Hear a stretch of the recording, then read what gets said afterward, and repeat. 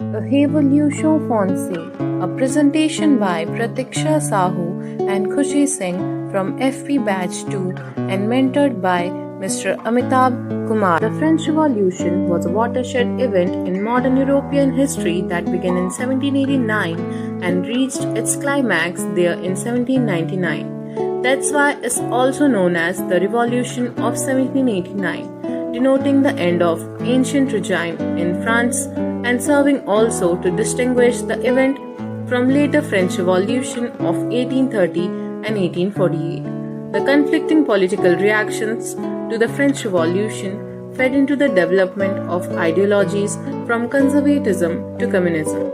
Scholarly controversies about the significance and interpretation of the French Revolution have been animated in the particular by Karl Marx and Friedrich Engels' use of it as the prime example of bourgeois revolution that prepared the way for the triumph of capitalism. The French Revolution was mainly caused by three types of causes: social causes, economical causes, and political causes. Coming to the social one. The social causes of the French Revolution stand out because of the primary role they played in pushing the actual revolution forward. For political purposes, French society was divided into three estates. The first estate was the Catholic Church clergy, the second estate was the aristocracy, and the third estate was everyone else, the bourgeois, the middle class, and the peasants. The third estate represented the majority of the population by far, but they had little actual power or wealth to reflect that. The bourgeois, which comprised about 10% of France's population, had wealth created by the rise of capitalism in France. It was the peasants, however, who represent the majority of France's population. The peasants and the bourgeois had to pay taxes while the aristocracy and the clergy didn't. Thus, peasants found themselves with constant oppressive economic burdens that left many struggling just to survive and no means to address the inequality and unfairness of the system because they had no political power or representation.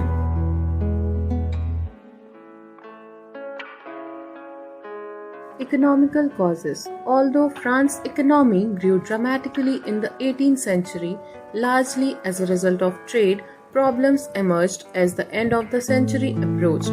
The cost of living had increased by about 62% in the 40 years before the revolution, while individual income didn't keep pace. The population of France had grown from approximately 19 million people in 1700 to approximately 26 million people by the eve of the revolution, and most of this growth was in rural areas where peasant farmers were struggling to get by. Other economic causes of the French Revolution was related to a rising national debt that the government was unable to pay. This debt was primarily related to the two earlier wars that the France fought against England. The 7 Years' War 1756 to 1763 began in North America, but it was also fought on the European continent. Dual front wars were very costly, and the result was an increase in French debt. Just 15 years later, France joined the American Revolution and fought against the British, further increasing their debt. By the mid-1780s, it became clear to King Louis XVI that something had to be done about the substantial French debt. The only option was to increase the tax base, and the only way to do this was to tax the aristocracy. Political causes. During the 18th century, France was the center of autocratic monarchy. The French monarchs had unlimited power, and they declared themselves as the representative of God. They engaged themselves in luxurious and extravagance at the royal court of Versailles and enjoyed unlimited power too. By the later Decade, they arrested any person at any time and imprisoned them and paid no attention towards their subjects. Louis XIV of the Bourbon dynasty was a powerful monarch. He was an efficient, hard-working, and confident ruler. He participated in many wars. Louis XV succeeded Louis XIV. He was a butterfly monarch. His defective foreign policy weakened the economic condition of France. After Louis XV, Louis XVI ascended the throne of France. During that period, the economic condition of France became weak. Out of the frustration, he uttered, "Oh, what a burden of mine, and they have taught me nothing." Marie Antoinette was the daughter of Marie Theresa, the Austrian Empress.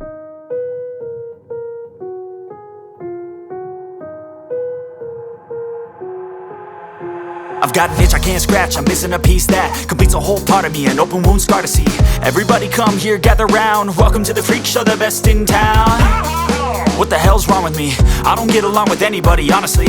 I've been living in my own head constantly, thoughts jumbled round, think I need a new lobotomy. Wait, all these thoughts are too negative, I don't wanna get lost in the sedative. Gotta show them what I got, I'm competitive. You know I'm about to go off, I won't let them win. I'll take a stab, I wanna chase a bag, I wanna weigh, I can change all the things I lack. I gotta face the facts, I got a taste in that. Got me obsessed with the rest, I got an itch to scratch. Slowing down, I'll give up everything. Daunting all, if I could see my dreams, I'll make things right. 'Cause I'll do anything to make what I want a reality. Don't let go, don't let go.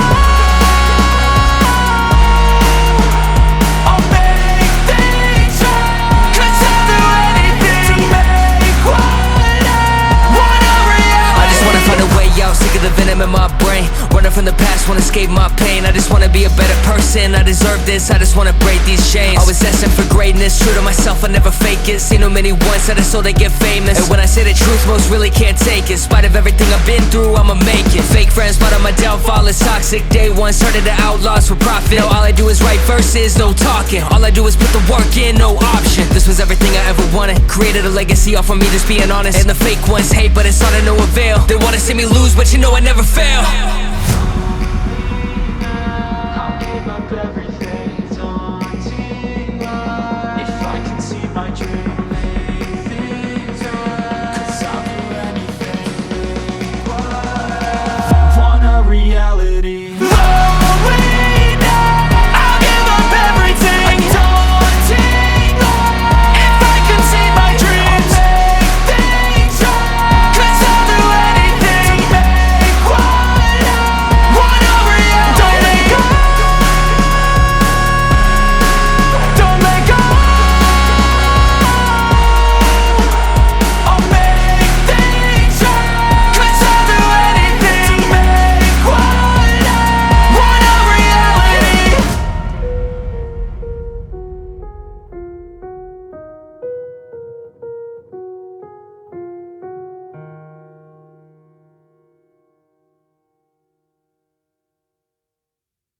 Natural rights. In this way, France became a constitutional monarchy.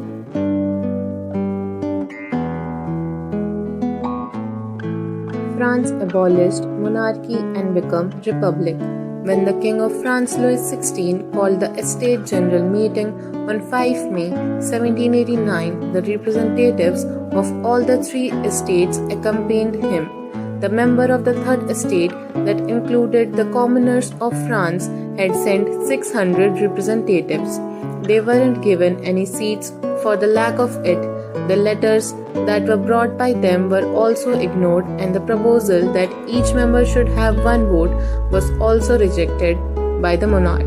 This annoyed them, and they started assembling in hall of an indoor tennis court in the ground of Versailles and revolting against the monarch of France. They founded the National Assembly and framed laws that would limit the power of the monarch. Finally, Louis XVI approved the recognition to the National Assembly, but he was very greedy and wanted his absolute and despotic power back. Therefore, he entered into secret negotiations with the King of Prussia.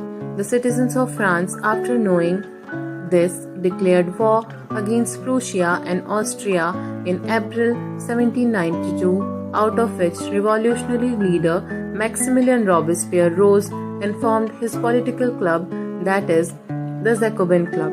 Finally, on the morning of August 10, he and his club members stormed the palace of Tuileries, massacred the king guards, and held the king himself as hostage for several hours.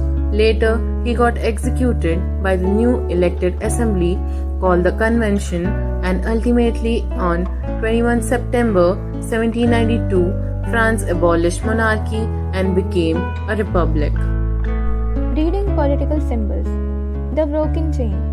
Chains were utilized to shackle slaves. A red chain represents independence from slavery. Bundle of rods or fasces. One bar can be effectively broken, yet not a whole pack. It represents that strength lies in solidarity.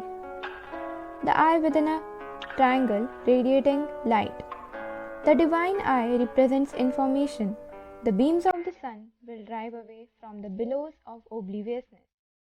It portrays that information eliminates obliviousness. Blue, white, red. These were the public shades of France. The utilization of these shading portrays patriotism. The winged woman. It is the representation of the law. It represents the intensity of the law. The law tablet. The law is the equivalent for all, and all are equivalent before it. It represents equity. Reign of Terror. The Reign of Terror, also called the Terror, was a period of state-sanctioned violence and mass executions during the French Revolution. Between September 5, 1793 and July 27, 1794, France's revolutionary government ordered the arrest and execution of thousands of people. What caused the Reign of Terror? At the end of the French Revolution, a revolutionary government called the National Convention came into power and formed the First French Republic. The convention found King Louis XVI guilty of treason in 1792 and beheaded him by guillotine in January 1793. Many areas of France, including Normandy and the city of Lyon, opposed the revolution and rebelled against the new government.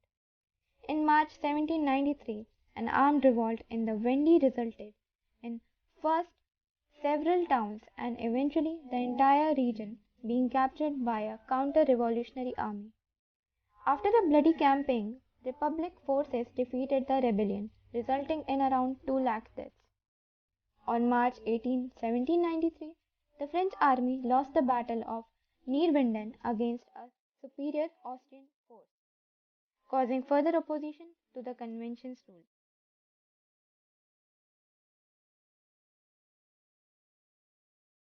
Who led the Reign of Terror? When the terror began, the most influential group in the convention was called the Jacobins. The most prominent members of this group were Robespierre (1758 to 1794), Camille Desmoulins (1760 to 1794), and Georges Danton (1759 to 1794). Victims of the terror. Most of those arrested and executed during the early terror were members of aristocracy, priests, members of the middle class, and anyone accused of counter-revolutionary activity. One of the most famous victims of the Reign of Terror was Marie Antoinette, the deposed Queen of France. She was tried by Revolutionary Tribunal on October 14, 1793 and executed 2 days later. Opposition to the terror. One of the most prominent opponents of the Reign of Terror was Georges Danton, an influential member of the Jacobins and Robespierre's political rival.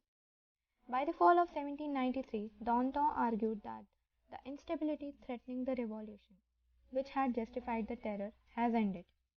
In March 1794, Danton and his allies were arrested on a range of charges, including attempting to save King Louis XVI, carrying out treacherous transactions with the Girondins, and having secret friendship with foreigners. How did the Reign of Terror end?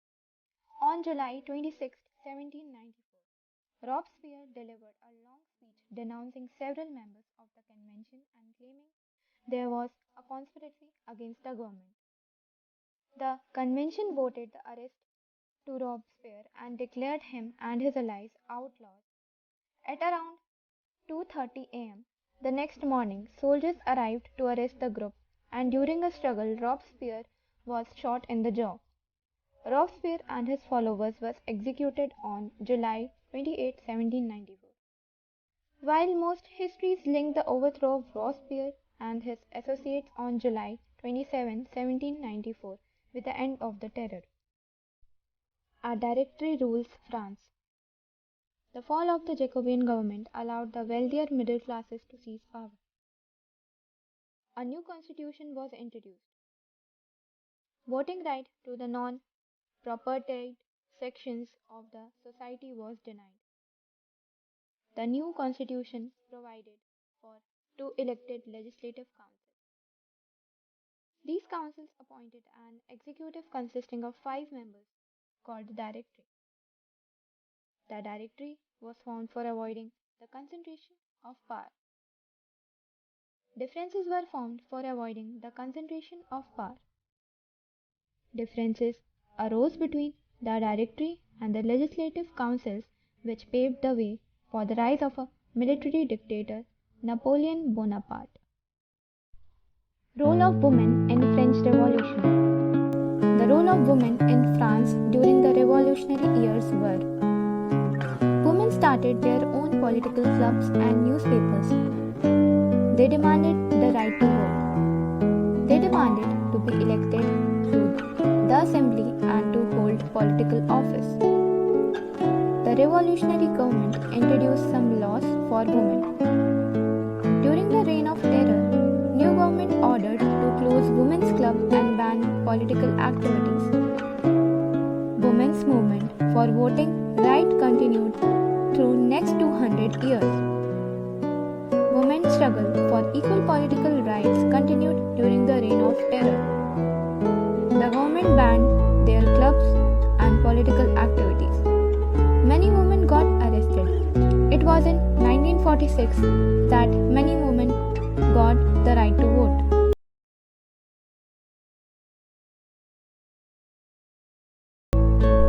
Abolition of slavery. Jacobin regime's most revolutionary social reform was the abolition of slavery in the French colonies.